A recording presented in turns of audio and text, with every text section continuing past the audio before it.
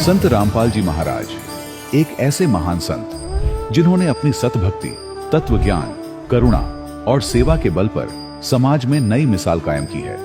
संत रामपाल जी महाराज की अगुवाई में उनके सभी सतलोक आश्रमों से समाज कल्याण के अद्भुत कार्यों ने समाज को सुनहरे भविष्य की एक नई उम्मीद दिखाई है।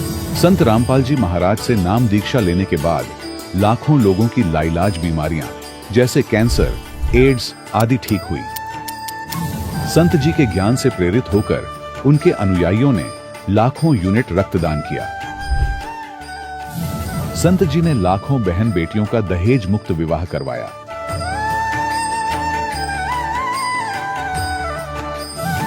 संत जी ने लाखों लोगों का नशा छुड़वाया, करोड़ों उजड़े परिवार बसे। संत जी के आश्रमों में समागम के दौरान निःशुल्क नेत्र चिकित्सा, दंत चिकित्सा प्रदान की जाती है। संत रामपाल जी महाराज द्वारा समय समय पर पर्यावरण संरक्षण के उद्देश्य से बड़े स्तर पर वृक्षारोपण किया जाता है। संत जी ने जरूरतमंदों को तत्काल राहत पहुंचाने के लिए एम्बुलेंस सेवा शुरू की।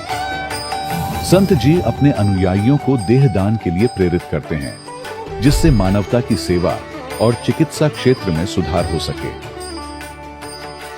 संत रामपाल जी महाराज के सभी आश्रमों में हर रोज निःशुल्क भंडारा आयोजित किया जाता है, जहां हर वर्ग, हर जाति और हर धर्म के लोग एक साथ बैठकर भोजन करते हैं।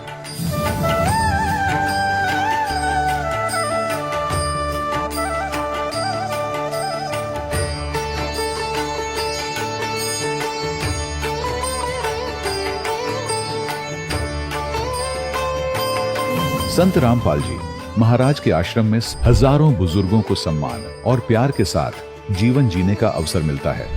उनके खाने, रहने और स्वास्थ्य की पूरी जिम्मेदारी संत रामपाल जी महाराज उठाते हैं। अनाथ बच्चों के लिए संत रामपाल जी महाराज के सभी आश्रम किसी वरदान से कम नहीं। यहाँ उन्हें शिक्षा, संस्कार और भविष्य के लिए बेहतर अवसर प्रदान किए जाते हैं। चाहे बाढ़ हो, भूकंप या महामारी, संत रामपाल जी महाराज और उनके अनुयायी हमेशा ही जरूरतमंदों के लिए सबसे आगे खड़े रहते हैं। कोविड महामारी के दौरान संत रामपाल जी महाराज के आश्रमों से करोड़ों लोगों के लिए भोजन, दवाइयां और जीवन रक्षक सामग्रियां उपलब्ध कराई गई। चाहे गरीब की मदद हो या किसी शोषित और पीड़ित वर्ग के हक और सम्मान की लड़ाई, संत रामपाल जी महाराज ने हमेशा ही उनकी दबी आवाज को सरकारों तक पहुंचाया है और उन्हें उचित न्याय दिलवाने में अहम भूमिका अदा की है।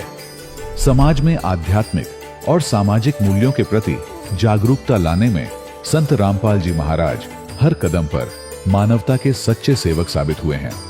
संत रामपाल जी महाराज का जीवन हमें सिखाता है कि सच्ची सेवा वही है जो निस्वार्थ भाव से की जाए। आइए हम भी इस महान सेवा के कार्य में इस महान संत से जुड़ें और संत रामपाल जी महाराज से नाम दीक्षा लेकर अपने जीवन को धन्य बनाएं।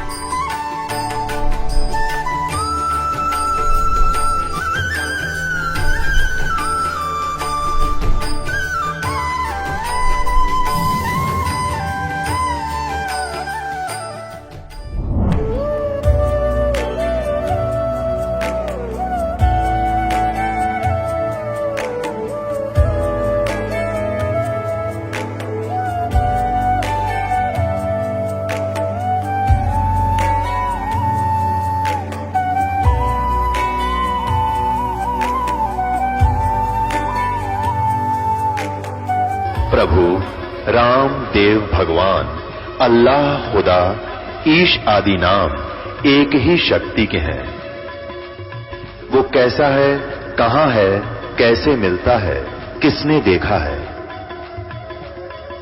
ये प्रश्नवाचक चिन्ह पूर्ण रूप से हटाने के लिए अवश्य सुनिए जगत गुरु तत्वदर्शी संत रामपाल जी महाराज के अमृत वचन, सर्व पवित्र धर्मों के पवित्र शास्त्रों के आधार पर। सत साहिब दर्शकों, मनुष्य अपने जीवन में अनेकों प्रकार की पारंपरिक भक्ति साधनाएं करता है, और हर वो रास्ता अपनाता है जो उसके धर्म में बताया जाता है, लेकिन फिर भी अक्सर उसे बीमारियां घेर लेती हैं।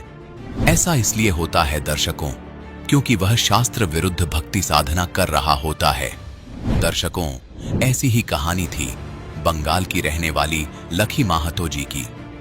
लखी माहतो जी ने सच्ची भक्ति की खोज में वर्षों तक मंदिरों गुरुद्वारों में माथा टेका और अनेक तीर्थों की यात्रा की तथा अनेकों मंत्रों का जाप किया, लेकिन इसके बावजूद भी इन्हें अपने जीवन में न शारीरिक सुख मिला और न ही मानसिक शांति। लेकिन दर्शकों, आज लखी माहतो जी का कहना है कि जब से मैंने संत रामपाल जी महाराज से नाम उपदेश लिया है, तब से मेरी जिंदगी पूर्ण रूप से बदल गई है। दर्शकों, आखिर लखी माहतो जी ऐसा क्यों कह रही हैं? आखिर लखी माहतो जी संत रामपाल जी महाराज को भगवान क्यों बता रही हैं? आखिर क्यों ये संत रामपाल जी महाराज द्वारा बताई गई भक्ति साधना को शास्त्रानुकूल बता रही हैं? आखिर इसके पीछे की सच्चाई क्या है? सुनते हैं लखी माहतो जी की कहानी उन्हीं की जुबानी। जी नमस्कार। नमस्कार सर। जी क्या नाम है आपका? मेरा नाम लक्की महतो है। लकी जी कहाँ से आए हैं आप? West Bengal, Siliguri, Darjeeling district. संत रामपाल जी महाराज से नाम दीक्षा लेने से पहले आप क्या भक्ति साधना करते थे? ऐसे तो जगत की सारी भक्ति करती थी। ब्रह्मा, विष्णु, महेश, दुर्गा, लक्ष्मी, शिव जी, गणेश जी की पूजा करती थी जी। तो फिर आप संत रामपाल जी महाराज जी की शरण में क्यों आए? संत रामपाल जी महाराज जी की शरण में ऐसे आए भगत जी, हमें परमात्मा की तलाश थी। हम भगवान ढूंढ रहे थे, जगत की भक्ति कर रहे थे, लेकिन वो भक्ति करके हमें कोई सुख नहीं मिल रहा था। पारिवारिक इतना स्थिति हमारा डामाडोल था। हमारे भगत जी डिफेंस में हैं, वो जॉब करते हैं, ससुर जी भी डिफेंस में हैं, लेकिन फिर भी हमारी आर्थिक स्थिति इतनी डामाडोल थी। कभी कभी ऐसे हो जाते थे कि हमारे पास 10 रुपए की भी लालच हो जाती थी, ऐसे हमें उधारी लेनी पड़ती थी। तो मैं सोचती थी कि हम सभी मिलके पूरे परिवार, हम बचपन से जो मम्मी पापा बताते थे शिव भगवान की, दुर्गा जी की, लक्ष्मी, गणेश, सभी के पूजा करते थे। तो मैं यही सोचती थी कि इन भगवानों की भक्ति तो मैं कर रही हूँ, लेकिन मैं इतना दुखी क्यों हूँ, मुझे ये समझ में नहीं आता था। आप देव देवताओं की पूजा करते करते भी काफ़ी परेशान थे, दुखी थे, तो फिर आप संत रामपाल जी महाराज जी की शरण में क्यों गए? संत रामपाल जी महाराज जी के बारे में यूट्यूब में मेरे भगत जी सर्च कर रहे थे सोशल मीडिया के माध्यम से, तो वो देख रहे थे। देखते देखते अचानक से एक दिन उनको यूट्यूब में संत रामपाल जी महाराज जी के बारे में पता चला। तो संत रामपाल जी के महाराज जी के बारे में पता चलने के बाद उन्होंने धीरे धीरे पता किया, चैनल पे सत्संग सुनने लगे। तो हम सत्संग में इंटरेस्ट हम लोगों को पहले से थी, हम लोग जगत के सत्संग, जया कुमारी जी और सब ऐसे बहुत सुनते थे। फिर धीरे धीरे, मुझे तो पहले समझ में आया नहीं गुरु जी की वाणी, जो गुरु जी मतलब संत रामपाल जी महाराज जो हरियाणा लैंग्वेज बोलते हैं, वो तो मुझे मेरे पल्ले नहीं पड़ रहा था। तो फिर भी मैंने देखना शुरू किया। देखते देखते फिर जब देखना स्टार्ट किया, जब उसमें इंटरेस्ट आने लगा, तो मैंने देखा संत रामपाल जी महाराज ये भक्ति जो बता रहे हैं, ऐसा भक्ति तो इस पूरे पृथ्वी पे आज तक किसी ने बताया ही नहीं है। इस भक्ति के बारे में तो मैं जैसे कि मैंने कभी सुना ही नहीं है, मेरे मम्मी पापा ने भी, किसी ने भी कभी चर्चा ही नहीं किया, कोई जानता ही नहीं। तो फिर गुरुजी संत रामपाल जी महाराज जी का सत्संग सुना, अच्छा लगा, उनका ज्ञान समझ में आया, और फिर उसके बाद हमने डिसाइड किया कि हमें नाम दीक्षा लेनी है। तो फिर हमने 12 जुलाई 2021 को संत रामपाल जी महाराज से नाम दीक्षा लिया। आपने संत रामपाल जी महाराज जी से नाम दीक्षा लेने से पहले उनके सत्संग सुने, उनका ज्ञान अच्छे से समझा कि ऐसा ज्ञान तो कोई भी संत नहीं बता रहा। तो हम आपसे ये जानना चाहेंगे कि संत रामपाल जी महाराज जी के ज्ञान में आपको ऐसी कौन सी बातें लगी जो बाकी संत महंत नहीं बताते? देखिए, संत रामपाल जी महाराज ये ऐसी भक्ति बताते हैं। सबसे पहला तो शॉकिंग चीज़ ये लगा कि उन्होंने बताया ब्रह्मा, विष्णु, महेश के भी माता पिता होते हैं और उनके भी दादाजी होते हैं। ये तो सबसे पहला क्वेश्चन है जो कभी सुना ही नहीं था, आज तक किसी ने बताया नहीं था। तो संत रामपाल जी महाराज जब सत्संग करते हैं तो वो सत्संग में खुल के पूरे ग्रंथ के साथ, वो पूरे प्रमाण के साथ दिखाते हैं, गीता में कि वेद में, पुराण में, हर चीज़ में दिखाते हैं संत रामपाल जी महाराज। ये इस नंबर के साथ लिखा हुआ है कि देखो, उनका भी माता पिता है, दुर्गा उनकी माता है, और हम लोग जो साधना करते हैं वो गलत साधना है। तो सीधी सी बात है, अगर हम पूजा पाठ ही गलत करेंगे तो हमें तो लाभ नहीं मिलेंगे, उसके बदले तो हमारी हानि होगी। तो इसीलिए समझ में आया कि हाँ, संत रामपाल जी महाराज जो बताते हैं वो भक्ति साधना सही है। जैसा कि आपने बताया कि पहले जो साधनाएं आप कर रहे थे, उन साधनाओं को करते करते भी आप परेशान थे, दुखी थे, लेकिन हम आपसे ये जानना चाहेंगे कि क्या जब आपने संत रामपाल जी महाराज से नाम दीक्षा ली और उनके द्वारा दी गई भक्ति की, तो फिर आपके जीवन में क्या बदलाव आए?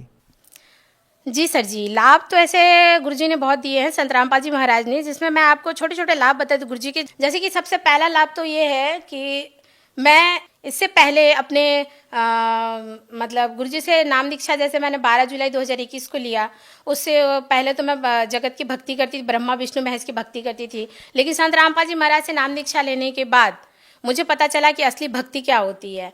वो भक्ति लेने के बाद मुझे हार्ट में प्रॉब्लम था, डॉक्टर ने मुझे बता दिया था। मैं कोई भी छोटी से छोटी बात सुनने से मुझे टेंशन हो जाती थी, घबराहट हो जाती थी, और मैं साल भर ऐसे बताऊं कि मैं बहुत ज़्यादा बीमार रहती थी, क्योंकि मुझे 2010 में टीबी हो गई थी, और उसके बाद मेरे 2 सीजरलाइजेशन वगैरह। तो डॉक्टर मुझे बताते थे कि आप रेस्ट में रहिए। तो मैं सोचती थी कि अब घर में बच्चों का काम भी करना है, अगर रेस्ट में रहूं तो फिर काम कौन करेगा। तो मैं अक्सर बीमारी रहती थी, और बच्चे बोलते थे, तो मेरे बच्चे छोटे छोटे उम्र से उन्होंने घर में काम करना स्टार्ट किया। तो लेकिन जब मैंने संत रामपाल जी महाराज से नाम दीक्षा लिया और सच्ची भक्ति शुरू की, तो आज मैं संत रामपाल जी महाराज की दया से शारीरिक मेरी कोई परेशानी नहीं है, कोई बीमारी नहीं है। और दूसरा है मानसिक, मैं घर की मैं बड़ी बहू हूँ। सासू माँ की डेथ हो गई 2018 में। उनकी डेथ हो जाने के बाद मैं मानसिक स्थिति इतना बिगड़ गया मेरा कि मैं सर जी धीरे धीरे डिप्रेशन की शिकार होती जा रही थी। तो इसीलिए जब हम पे जिम्मेदारी बढ़ने लगी तो हमारा मतलब मैं बहुत ज़्यादा परेशान हो गई। परेशानी से मुझे ऐसा लगने लगा कि अब मैं कहाँ जाऊँ, किसे ढूंढूं, किसके पास। तो संत रामपाल जी महाराज जी से हमने परिवार में 4 लोग नाम दीक्षा ले लिया और परमात्मा की भक्ति कर रहे हैं। भक्ति करने से हमें बहुत सुख मिल रहा है। मानसिक स्थिति आज वैसा कोई भी टेंशन नहीं, कितना भी बड़ा से बड़ा परेशानी आ जाता है, ऐसे घबराहट सी नहीं होती है। और तीसरा लाभ ये है कि जैसे पहले भी वही काम करते थे, भगत जी तो डिफेंस में नौकरी करते हैं। पहले पैसा कहाँ आता था, कहाँ जाता था, उसका कुछ समझ नहीं आता था।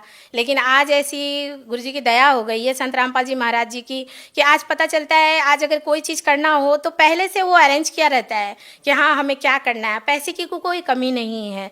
और पहले हम पैसे के लिए कोई छोटा मोटा जॉब, काम, नेटवर्क मार्केटिंग वगैरह बहुत कुछ ऐसे करती थी मैं। तो मैं सोचती थी कि मेरी 2 लड़की है, जैसे बिहारी घर में बोला जाता है 2 लड़की है तो उसकी शादी करने के लिए इतना दान दहेज चाहिए, कहाँ से आएगा, ऐसा सभी चलता। तो सोचती थी कि चलो कुछ साइड अपना बिजनेस कर लिया जाए। तो लेकिन अब धीरे धीरे करके ऐसे पता चल गया कि नहीं, आज संत रामपाल जी महाराज जी से नाम दीक्षा लेने के बाद मुझे ये सबसे बड़ा एक सुख मिला है कि मुझे वो सब किसी चीज़ की टेंशन ही नहीं होती है। आज तो मतलब ऐसा लगता है कि कुछ नहीं है, बस अपना खाओ पियो आराम से और परमात्मा की भक्ति करो। और सर जी मैं एक आपको बताना चाहती हूँ, जैसे मैंने संत रामपाल जी महाराज जी से नाम दीक्षा लिया तो मुझे कुछ मर्यादा बताई गई थी, उस मर्यादा को मैंने खंडन किया तो मेरा नामखंड हो गया था। नामखंड होने के बाद मेरे ऊपर भूत प्रेत की बाधा आ गई और मैं शरीर से इतना लाचार हो गई कि मैं डॉक्टर भी दिखाई, डॉक्टर ने मुझे टेस्ट भी किया, बोला आपकी कोई बीमारी नहीं है लेकिन आप रेस्ट में रहना। और मेरा तबीयत इतना ज़्यादा खराब हो गया था कि मैं बिस्तर से उठ के पानी तक नहीं पी पा रही थी। फिर अचानक संत रामपाल जी महाराज मेरे सिरहाने में आए, आके उन्होंने मुझे बोला बेटा भक्ति करो, आप यहाँ से चले जाओ और अपना भक्ति करो। परमात्मा संत रामपाल जी महाराज जी ने मुझे दर्शन दे के ये बात बताया। मैंने सुबह उठा और अपने भगत जी को बोला भगत जी हमें यहाँ से चलना चाहिए, गुरुजी का आदेश है। और जैसे ही मैं अपने घर, जहाँ मैं सिलीगुड़ी बागडोगरा में रहती हूँ, वहाँ जब मैं आई और अपने रूम में जैसे ही मैं खड़ी हुई, मुझे लगा कि मेरे शरीर में कोई बीमारी ही नहीं है। इस तरीके से वो डॉक्टर्स की दवा आज तक रखी हुई है लेकिन मुझे वो खाने की ज़रूरत नहीं पड़ी। तो संत रामपाल जी महाराज जी से नाम दीक्षा लेने के बाद आज बहुत सुख है। जो सुख मुझे दिया है वो सुख मैं जगत की भक्ति करके कभी नहीं मिल पाता मुझे। देखिए आप भी एक महिला हैं और आपने बताया कि आपकी 2 बेटियां हैं, और संत रामपाल जी महाराज के बारे में ये कहा जाता है कि वो अपने अनुयायियों को बहुत ही सिंपल और साधारण तरीके से विवाह करने के लिए बोलते हैं और वो दहेज लेने के लिए बिल्कुल मना करते हैं। क्या ये बात वाकई में सच है?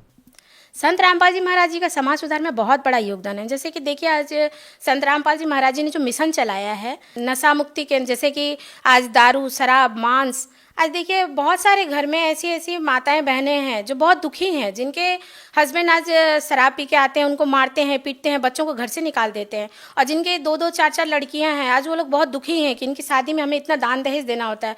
जैसे कि मैं इवन मेरे हस्बैंड जॉब करते हैं लेकिन फिर भी मैं बहुत दुखी थी, क्योंकि मेरे हस्बैंड हमेशा ये कल्चर करते थे कि लड़कियों की शादी कैसी होगी, नौकरी तो कर लिया लेकिन कुछ रखा नहीं, तो मैं खुद बहुत दुखी थी। तो संत रामपाल जी महाराज जी ने जो मिशन चलाया है, हमारी पूरी चिंता खत्म कर दी गुरुजी ने कि हमें बस लड़कियों को अच्छी तरीके से पढ़ाना लिखाना है और उनको अपने काबिल बनाना है।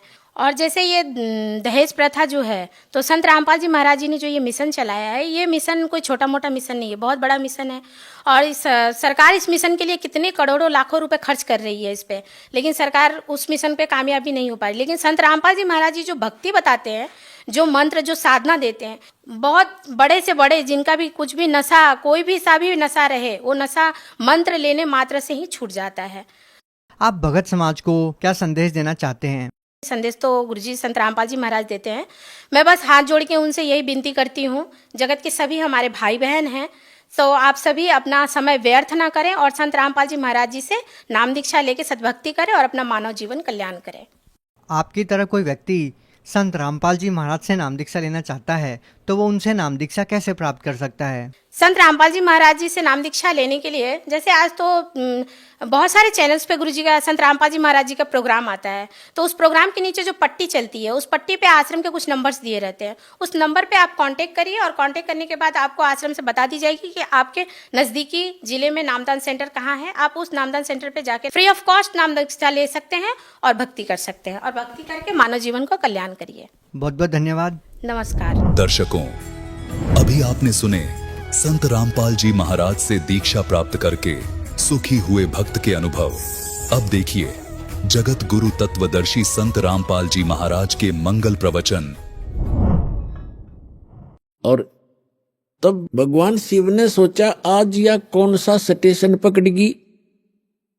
यदि कदे भी इस बात के निकट भी नहीं थी, ना ऐसा मैंने कदे भाव देखा, ऐसी विनम्र नहीं देखी। तब उसने कहा कि तुझे कौन ऐसा भगवान मिल गया जो तेरी बुद्धि बदल दी। ये तेरे सतर का ज्ञान नहीं पार्वती, तेरी बुद्धि को मैं खूब जानता हूं। तब पार्वती जी ने कहा कि नारद जी आए थे, उन्होंने मुझे बताया है कि ये जितने भी ये कंकाल टंगे हुए इस माला में, ये मेरे सिर के, मेरे मुंह के रुंड, ये मेरे ही बताए हैं। मैं 107 बार मर चुकी हूं और आपको ही पति बनाया है मैंने।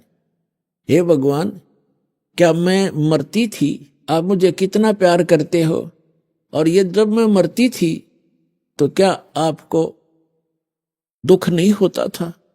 और फिर भी आपने मुझे वह वस्तु नहीं दी जिससे मैं आपके जीवन तक तो जीवित रह सकती थी, इस मंत्र से, ऐसा बताया है। तब भगवान शिव ने कहा कि सचमुच ये सब सिर तेरे ही हैं और गिनती के लिए रखे हुए हैं ताकि तेरी बुद्धि ठिकाना आ जा, इसलिए रखे। और ये दिन आ गया आज। तो भगवान शिव ने कहा कि आज तक मैं तेरी मृत्यु के उपरांत मैं कितना दुखी हुआ करता, वो तो मेरा मन जाने। जैसे उन्होंने बताया कि एक बार राजा दक्ष के यहां तू मृत्यु को प्राप्त हुई थी और तेरे उस अस्थि पिंजर को लिए मैं 10,000 वर्ष तक सीने से लगाए फिरा करता। मैं इतना पागल की तरह तेरे ऊपर आसक्त था, तेरे वियोग में मैं इतना दुखी होता था। पार्वती ने कहा कि फिर भी आपने मुझे यह मंत्र क्यों नहीं दिया जिससे मैं मरती नहीं और आपके साथ ही रहती? तब भगवान शिव ने कहा कि ये मंत्र ऐसे नहीं दिया जा सकता। जब तक जिज्ञासा प्रबल ना हो, इस मंत्र के बताने का कोई लाभ नहीं बताने वाले को, बल्कि पाप ही लगता है। अब जैसे एक सीप होती है जिससे मोती बनते हैं, एक जीव होता है समुद्र में, उसका ऊपर का जो बॉडी होता है वो बहुत सख्त होता है और छोटा सा सीप होता है। जिस समय समुद्र के अंदर एक ऐसा वातावरण बनता है, उसको प्यास लगती है और वो समुद्र के जल को ग्रहण नहीं करती, वो ऊपर आ जाती है सतह पर, पानी के ऊपर की सतह पर। और जब स्वाति नक्षत्र की ऊपर से कोई बूंद आसमान से उसके मुख पर गिर जाती है उस समय, तो उस बूंद से जब मुंह खुला हो सीप का, उसकी डिमांड होती है उस बूंद की, आसमान के पानी की बूंद की, और उसमें मुंह खुला हो और उसमें वर्षा हो रही हो, तो मुंह खुले हुए पर एक ही बूंद पर्याप्त है उसमें मोती बनाने के लिए। और मुंह खुला ना हो और सीप बेशक ऊपर सतह पर जल के ऊपर घूम रही हो, चाहे सारा सामन बरस जा, उस मोती नहीं बन सकता क्योंकि उसका मुंह खुला नहीं है। तो ऐसे ऊपर बगैर मुंह खुले और उस बूंद की कोई वैल्यू नहीं है, व्यर्थ जाती है। ठीक इसी प्रकार भगवान शिव ने बताया कि आपके अंतःकरण का मुंह खुला नहीं था, आपके अंदर ये जिज्ञासा उत्पन्न नहीं हुई थी, इसकी डिमांड नहीं हुई थी। और आज नारद जी ने आपके अंदर ये प्रेरणा पैदा करके आपके अंतःकरण की वो डिमांड प्रेरित कर दिया, आपको आपकी प्रबल इच्छा होगी। अब ये मंत्र दूंगा पार्वती तो तेरा काम करेगा। पहले मैंने बहुत बार कोशिश की थी कि आपको ये मंत्र दूं, लेकिन आपने तो कान्ना पे कटाड़ी सारी बात, और कभी भी नहीं आपने भक्ति करने की सोची भी नहीं। अगर आप मेरे ज्ञान को सुनती तो मैं ये मंत्र आपको प्रेरित करके ये मंत्र भी देता, लेकिन ये ऐसा अनमोल मंत्र है, बगैर जिज्ञासु के और प्रबल इच्छा हुए बिना ये देना व्यर्थ होता है। इसलिए मैंने आपको मरते हुए भी देखा, मैं रोता भी था, डकराता था, टक्कर मारता था, लेकिन ये अनमोल वस्तु दे नहीं सकता था। तो पुण्यात्माओं, उस मंत्र को कितना कॉन्फिडेंस रखा गया था भगवान शिव के द्वारा। पार्वती के अतिरिक्त उन्होंने किसी को ये मंत्र फिर खोला भी नहीं। अब पार्वती से कहा कि इस मंत्र को मैं उस स्थान पर दूंगा, कोई अन्य जीव जंतु ना सुन ले। तो वो कहां ले गए उनको? वहां ले गए जहां आज अमरनाथ नाम से स्थान प्रसिद्ध है।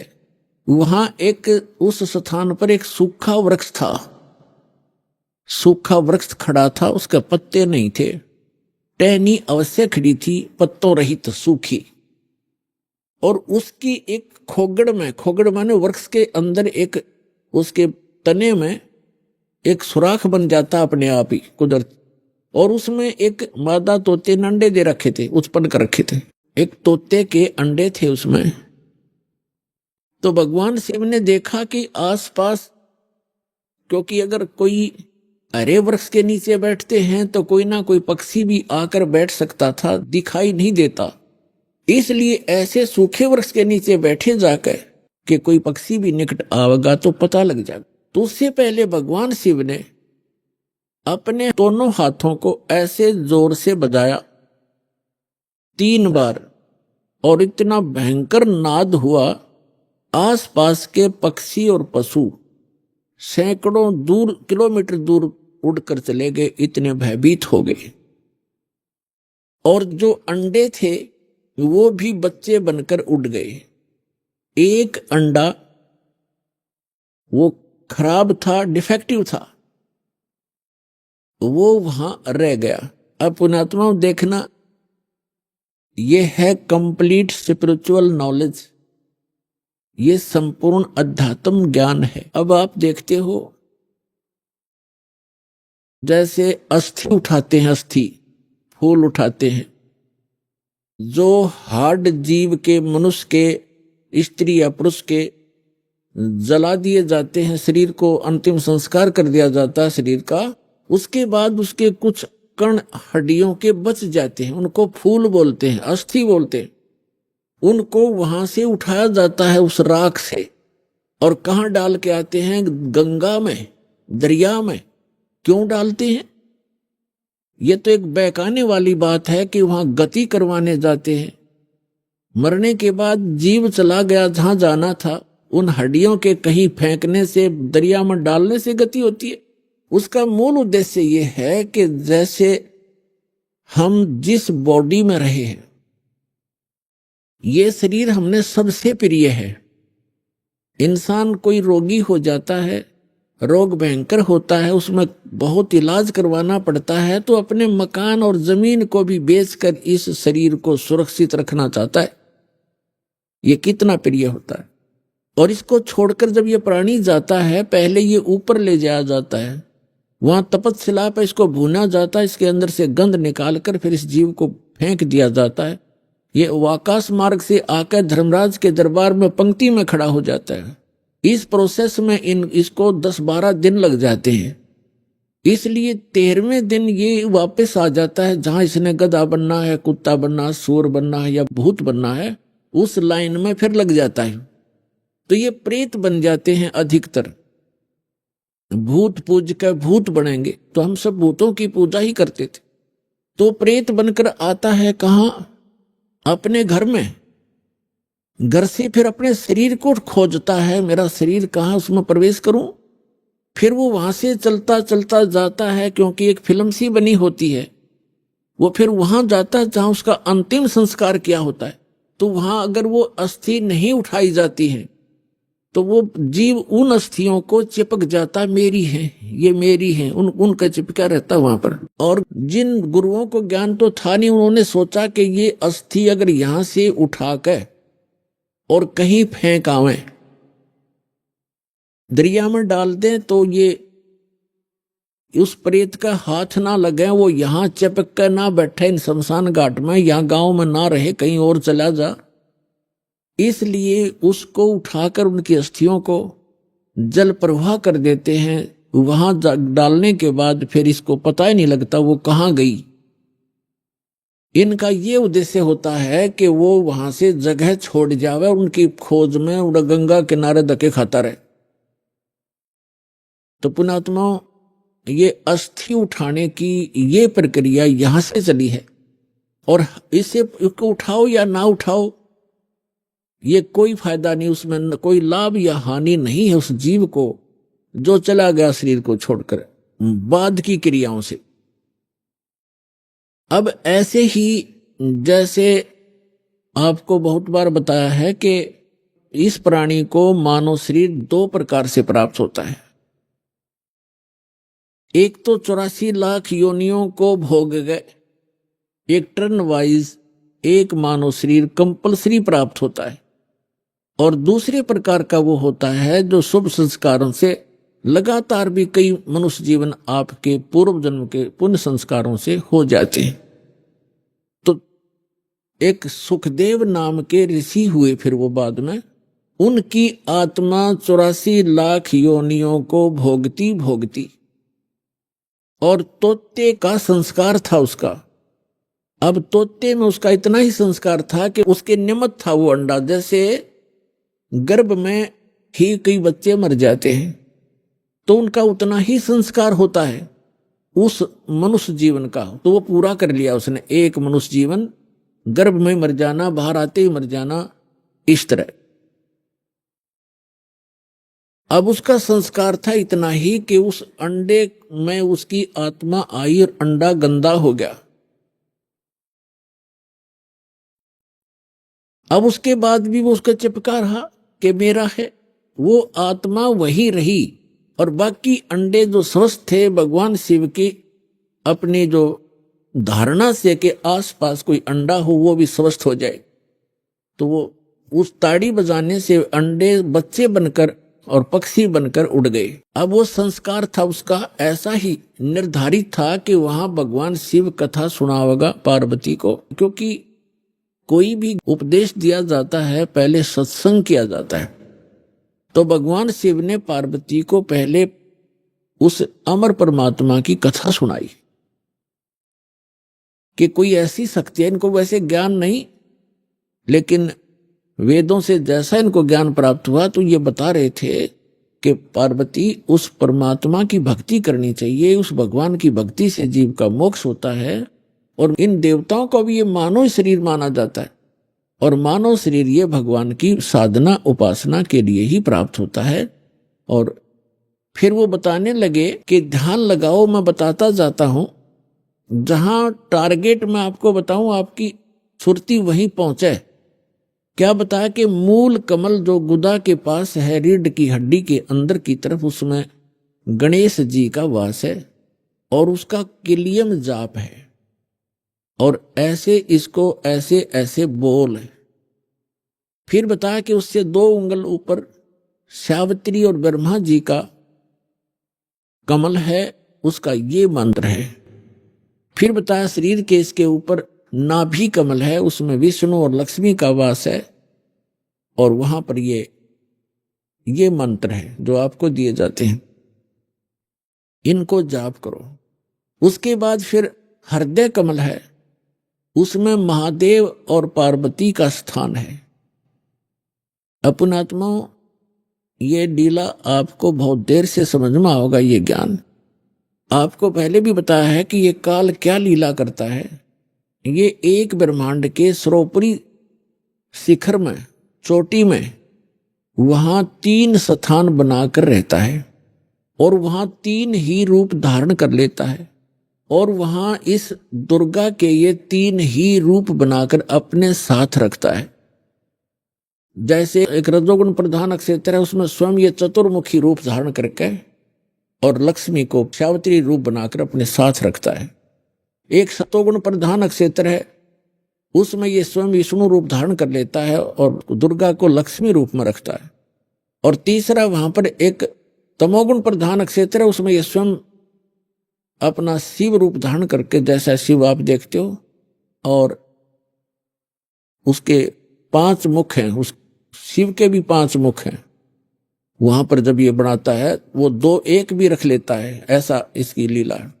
तो 1000 तक ये मुख बना सकता है ये काल। तो वहां ये शिव रूप में रहता है और दुर्गा को पार्वती रूप में रखता है। तो जो हमारे कमलों के अंदर जो हमने जो दिखाई देंगे देवता, वो वही उसी का रिफ्लेक्शन दिखता है। और वहां के इन स्थानों के इंचार्ज ये इनके पुत्र होते हैं, जहां इनके कार्यालय हैं, जैसे शिवपुरी है, विष्णुपुरी है, ब्रह्मापुरी है, ये अलग है। और वहां पर रिफ्लेक्शन उसका ही आता है। और वहां जो जीव इस मंत्र का की साधना करते हैं, उनकी साधना का अकाउंट ये इसके पुत्र रखते हैं। जैसे हम ब्रह्मा जी और सावित्री का जाप करते हैं तो वो अकाउंट इनके पास जाएगा, अकाउंट यही रखेंगे ये ब्रह्मा विष्णु महेश ही अलग से। तो पुण्यात्माओं, ये PhD का मार्ग है, धीरे धीरे आपको समझ में आएगा। तो यहाँ शिव बता रहा है कि हृदय कमल में शिव और पार्वती का स्थान है, इसके ऐसे 12 पंखुड़ियां हैं, इसका ये मंत्र है। फिर कंठ कमल में देखिए दुर्गा का स्थान है और इसमें इतने कमल हैं, 16 पंखुड़ी हैं और इसका ये मंत्र है। तो ऐसे जब वो जाप करती हुई जा रही थी, फिर कहा कि त्रिकुटी की तरफ चलो पार्वती। अब जो ही वो ऊपर को उठी, यहां से समाधिस्थ हो गई वो, क्योंकि पुण्यात्माएं जो होती हैं उनका शरीर एक बहुत कोमल होता है, उनमें इतने विकार नहीं होते जैसे हम कलयुग में आ गए। सतयुग में क्या था? सतयुग में प्रत्येक व्यक्ति कोई भी था, जन साधारण भी और ब्राह्मण गुरु भी, उनकी समाधि तुरंत लग जाया करती थी, क्योंकि शरीर इतना पिछले पुण्य संस्कारों से इतना कोमल होता था, इतना स्वच्छ होता था, आसानी से समाधि लग जाती थी। तो ऐसी वो शरीर था पार्वती का, तो स्वयं उनका एकदम समाधि लग गई। वो अंदर सुरती उसकी कमलों में चली गई और उन कमलों में घुसकर वो नजारा देखने लगी। अब जैसे पुण्यात्माओं, आप सिनेमा देखने जाते थे पहले, अब तो नहीं देखेंगे हम, पहले सिनेमा देखने जाते थे 3 घंटे, 3 घंटा का न्यू पता नहीं चला था किस में गए, क्योंकि कभी कुछ देख रहे हैं, कभी कुछ देख रहे हैं, कभी कुछ देख रहे हैं। 1 सेकंड में वो है पावा था, खत्म होगी भाई। और बस स्टैंड पे बस की इंतजार कर ले, 10 मिनट में 20 बार उठेगा, 10 बार बैठेगा, आई किसी आई। तो इस तरह हम जो समाधिस्थ ऋषि होते थे, इनकी काल रोल मारा करता, इन्हें मूर्ख बनाया करता। जैसे किसी भी एक कमल में ये प्रवेश कर गए, एक कमल जैसे टीवी चैनल में कोई चैनल ऑन कर लिया और उसमें जो भी नज़ारे हैं वो यहाँ से बिल्कुल हटकर हैं और वो ऐसे दृश्य हैं, ये मन देखता देखता दंग रह जाता है, इसको पता नहीं चलता कितना समय बीत गया। तो इस प्रकार वो काफी समय तक ये नज़ारे देखा करते, मोक्ष नहीं हुआ इनका। तो जो दास आपको कंसेप्ट क्लियर करने जा रहा है, इस प्रकार पार्वती का कोई चैनल ऑन हो गया और उस चैनल में वह घुस गई, लगी सिनेमा देखने। अब जब सुरती चली जाती है दूर तो आभास शरीर को नहीं होता। जैसे हमने कई बार देखा कि बातें कर रहे होते हैं बस स्टैंड पर, और कुछ जो हमें नहीं जरूरत जिन व्हीकलों की, जैसे हम इंतजार कर रहे हैं बस की, अरे कोई ट्रक आ गया और उसके हमारे पास से गुजर गया हॉर्न देता हुआ, हमें पता भी नहीं वो हॉर्न कब देकर बजा के चला गया। हम इतने उन बातों में मगन हो गए, इतनी सुरती हमारी वहां से हट गई।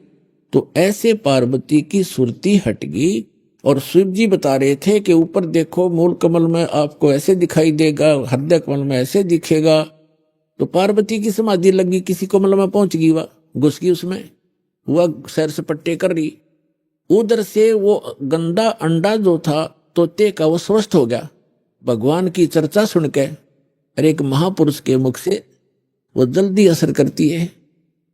तो उसी समय वो स्वस्थ होकर अंडे से बाहर निकलकर बच्चा भी बन गया तोते का। और वो तोता फिर भगवान शिव बता रहे हैं कि ये मंत्र जाप करो, इसको ऐसे ऐसे जाप करो, किलियम जपो गौरा, सुन मंडल में पहुंचे बोरा। इस पर काफी लंबा प्रकरण है, फिर बताएंगे।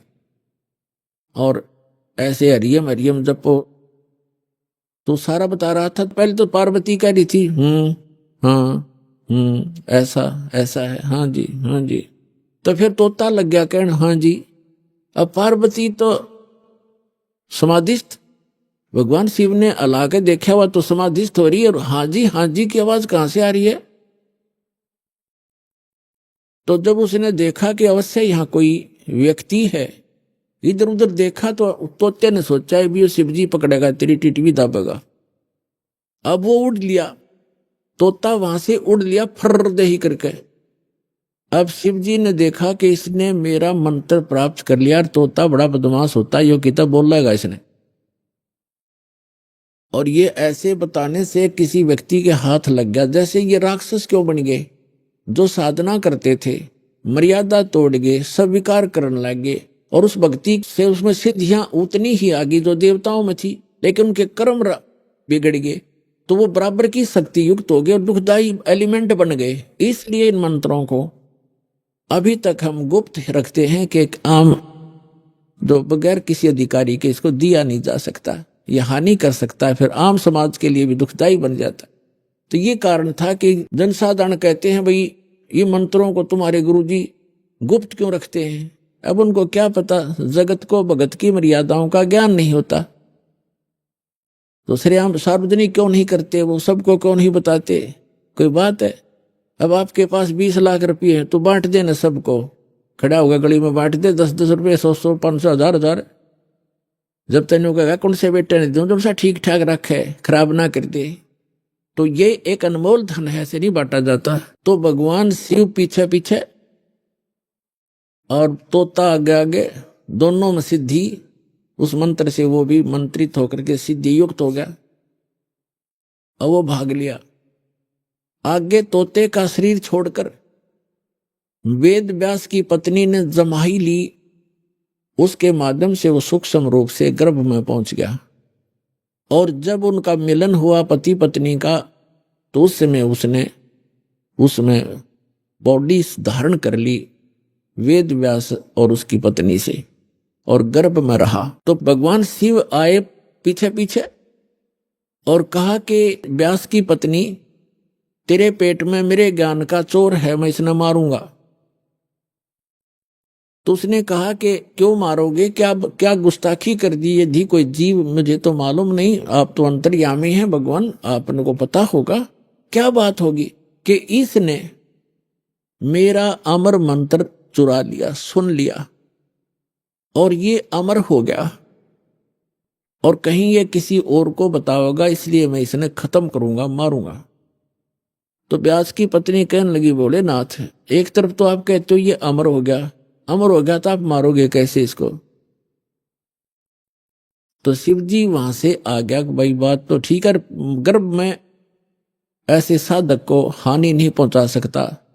जो पूर्व जन्म के कुछ संस्कारी होते हैं वो गर्भपात से मरण नहीं होता उनका। और फिर व्यास जी और उसकी पत्नी भी साधक थे, तो साधक को कोई भी देव जो हानि नहीं पहुंचा सकता। तो भगवान शिव वापस आ गया।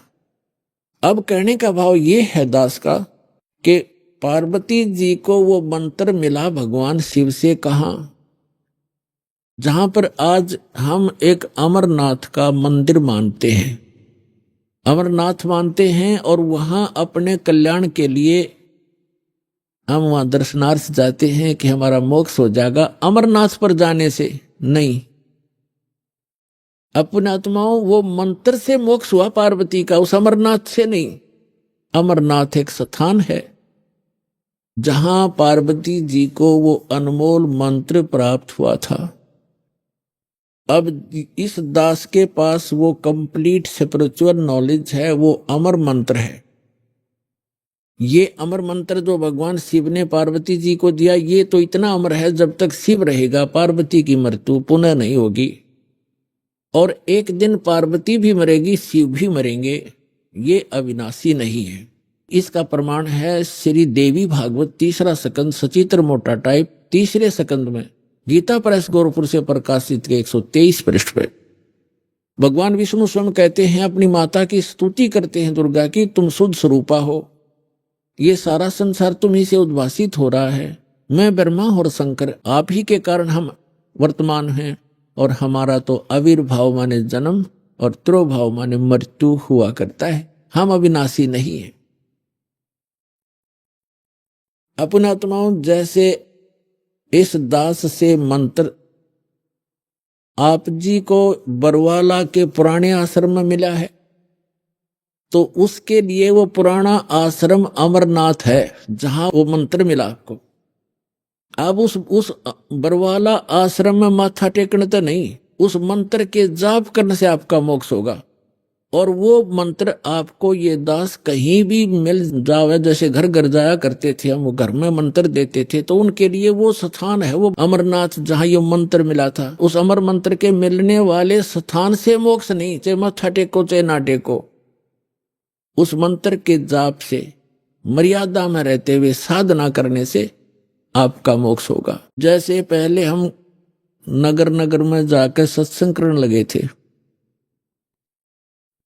और वहां टेंट लगाया करते थे, ग्राउंड में ईंटों की भट्ठी बनाकर हलवा खीर बनाते थे और सत्संग करके हम दूसरे शहर में चले जाते थे। जैसे हम एक बार करनाल के अंदर सत्संग करके चले गए,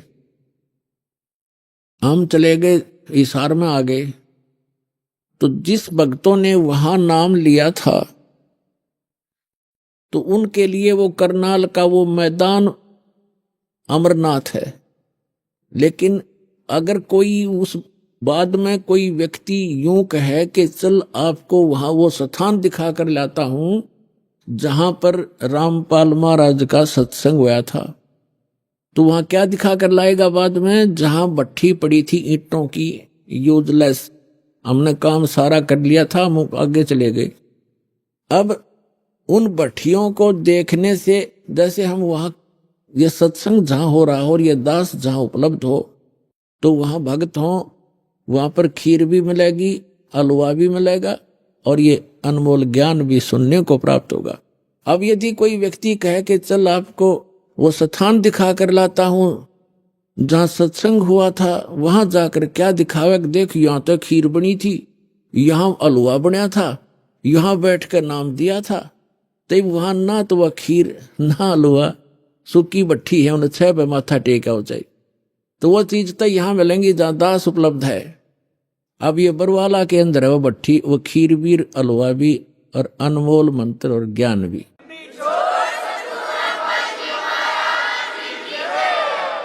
इस प्रकार जितने भी हमारे ये तीर्थ हैं, ये पवित्र यादगारें तो हैं कि यहां ऐसी घटनाएं घटी थी, ये केवल यादगार हैं, लेकिन वहां जाने से जीव को पाप के अतिरिक्त कुछ नहीं मिलेगा। एक समय जैसे परमात्मा की लीला में लिखा हुआ है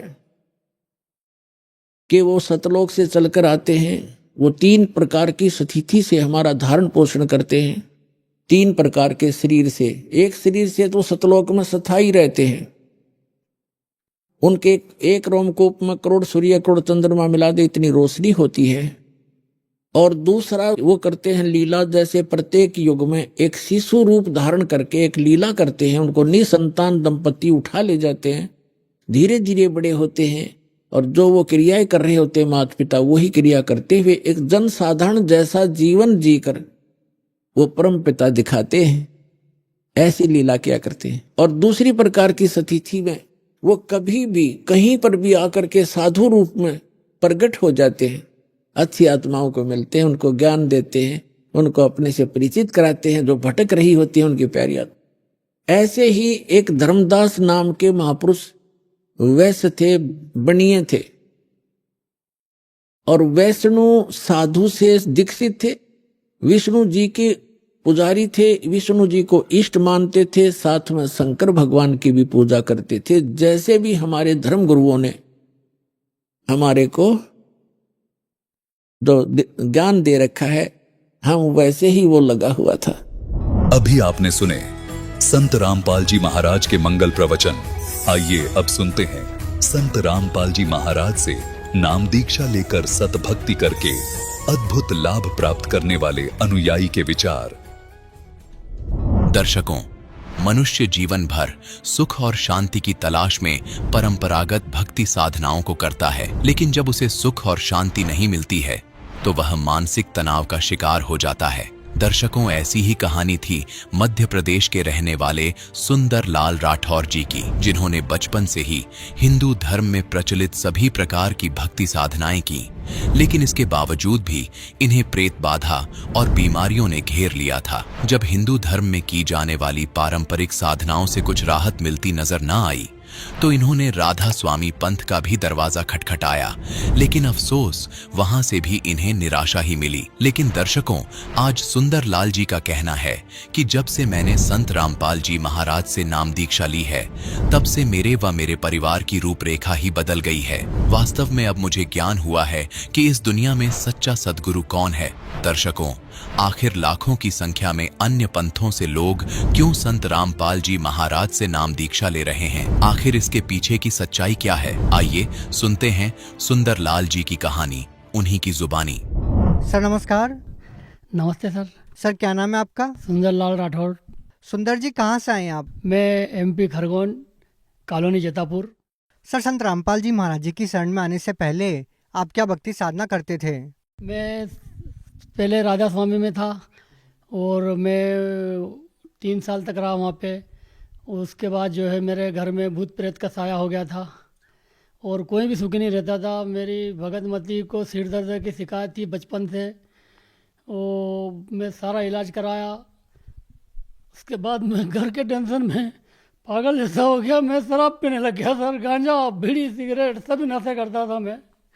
और मैंने अपनी ज़मीन तक बेच दिया, 1 करोड़ की ज़मीन है, और मेरी भगत मती को कोई भी फ़ायदा नहीं हो रहा था।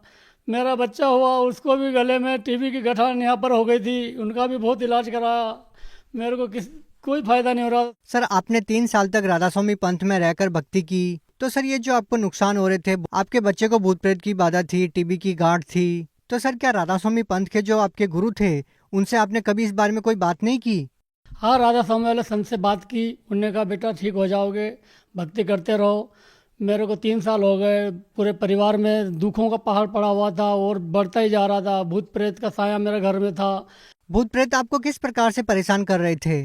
भूत प्रेत जैसे मेरे को रात में उठा उठा के ले जाते थे और घर वाले फिर मेरे को लेके आते थे। मेरे को यही नहीं मालूम कौन ले गया, और वहाँ बढ़ के नीचे जाके और मेरे को मारते थे और मेरे को जो है दुखी करते थे कि तू हमारे साथ चल। भूत ऐसा बोलता था।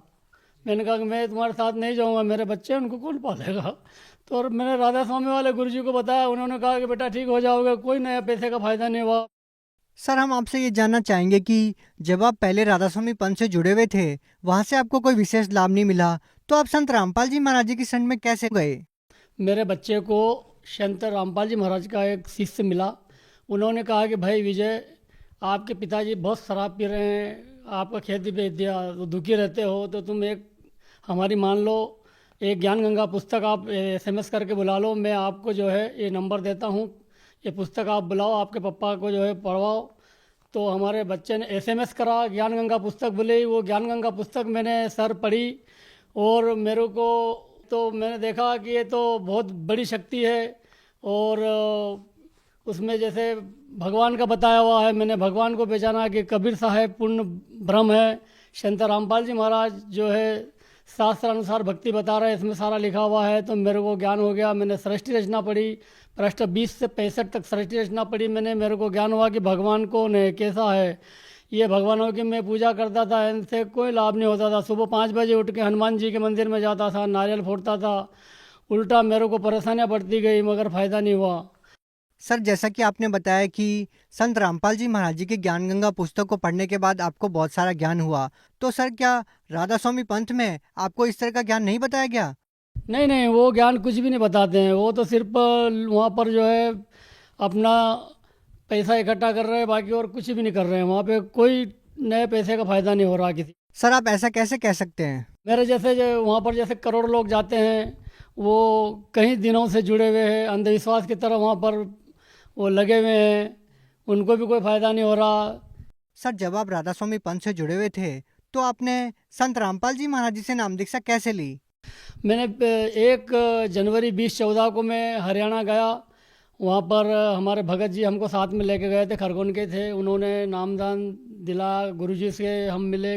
संत रामपाल जी महाराज के दर्शन के लिए गए। संत रामपाल जी महाराज को मैंने बहुत रोया कि संत रामपाल जी महाराज, मैं बहुत दुखी हूँ। मैंने सारा, मेरे को भूत प्रेत की बाधा थी, सारी तकलीफें थी, मेरे घर में सभी बीमार थे, मेरी भगत मती को सिर दर्द था। तो संत रामपाल जी महाराज ने जो है कहा कि बेटा ये सब आप ठीक हो जाओगे, ये भक्ति करते रहो, आपको नए पैसे की तकलीफ नहीं आएगी, जाओ बेटा।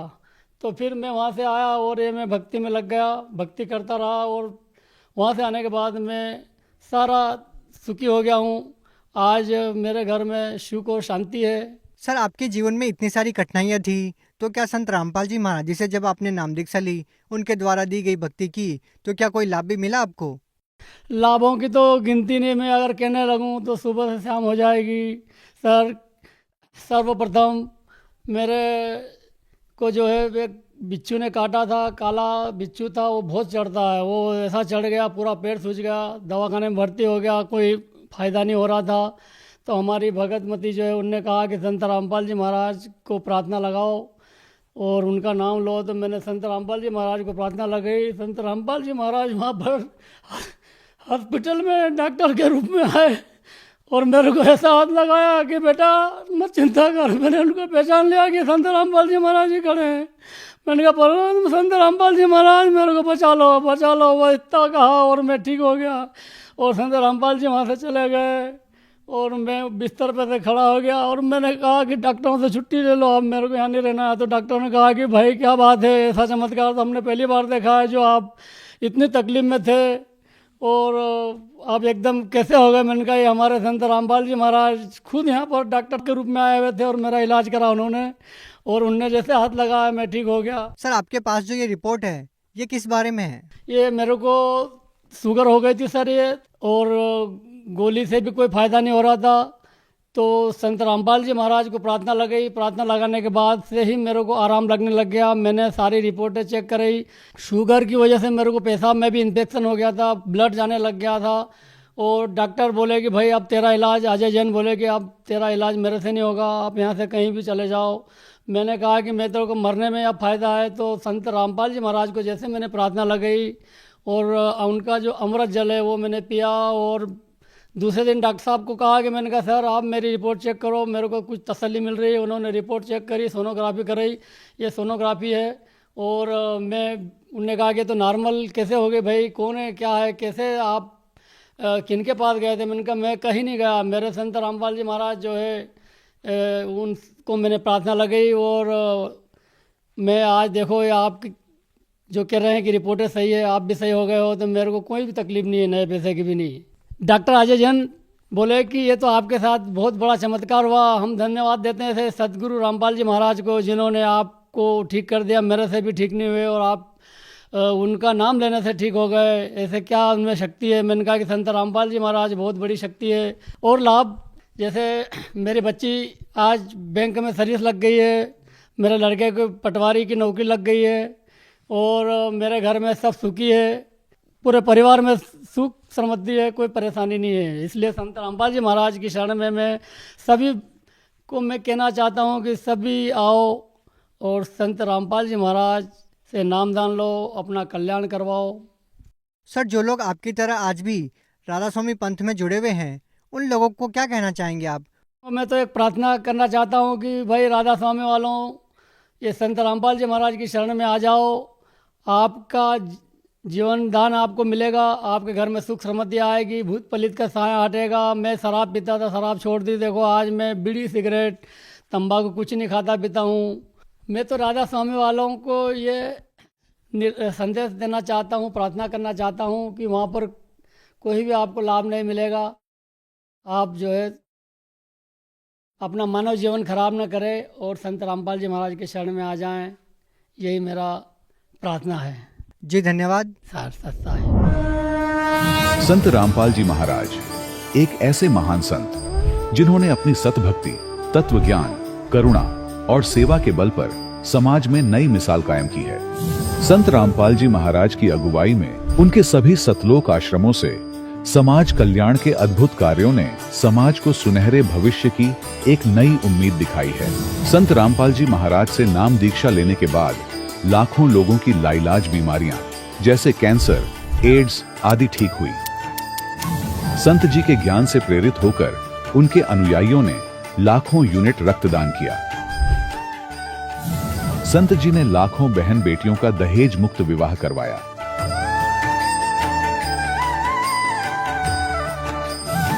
संत जी ने लाखों लोगों का नशा छुड़वाया, करोड़ों उजड़े परिवार बसे। संत जी के आश्रमों में समागम के दौरान निःशुल्क नेत्र चिकित्सा, दंत चिकित्सा प्रदान की जाती है।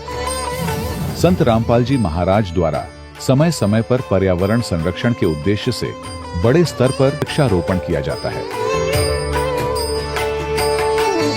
संत जी ने जरूरतमंदों को तत्काल राहत पहुंचाने के लिए एम्बुलेंस सेवा शुरू की। संत जी अपने अनुयायियों को देहदान के लिए प्रेरित करते हैं, जिससे मानवता की सेवा और चिकित्सा क्षेत्र में सुधार हो सके।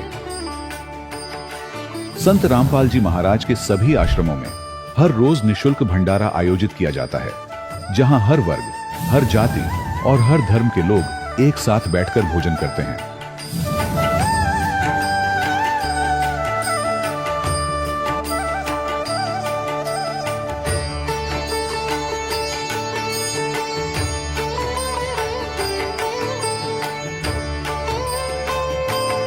संत रामपाल जी महाराज के आश्रम में हजारों बुजुर्गों को सम्मान और प्यार के साथ जीवन जीने का अवसर मिलता है। उनके खाने, रहने और स्वास्थ्य की पूरी जिम्मेदारी संत रामपाल जी महाराज उठाते हैं। अनाथ बच्चों के लिए संत रामपाल जी महाराज के सभी आश्रम किसी वरदान से कम नहीं। यहाँ उन्हें शिक्षा, संस्कार और भविष्य के लिए बेहतर अवसर प्रदान किए जाते हैं। चाहे बाढ़ हो, भूकंप या महामारी, संत रामपाल जी महाराज और उनके अनुयायी हमेशा ही जरूरतमंदों के लिए सबसे आगे खड़े रहते हैं। कोविड महामारी के दौरान संत रामपाल जी महाराज के आश्रमों से करोड़ों लोगों के लिए भोजन, दवाइयां और जीवन रक्षक सामग्रियां उपलब्ध कराई गई। चाहे गरीब की मदद हो या किसी शोषित और पीड़ित वर्ग के हक और सम्मान की लड़ाई, संत रामपाल जी महाराज ने हमेशा ही उनकी दबी आवाज को सरकारों तक पहुंचाया है और उन्हें उचित न्याय दिलवाने में अहम भूमिका अदा की है। समाज में आध्यात्मिक और सामाजिक मूल्यों के प्रति जागरूकता लाने में संत रामपाल जी महाराज हर कदम पर मानवता के सच्चे सेवक साबित हुए हैं। संत रामपाल जी महाराज का जीवन हमें सिखाता है कि सच्ची सेवा वही है जो निस्वार्थ भाव से की जाए। आइए हम भी इस महान सेवा के कार्य में इस महान संत से जुड़ें और संत रामपाल जी महाराज से नाम दीक्षा लेकर अपने जीवन को धन्य बनाएं।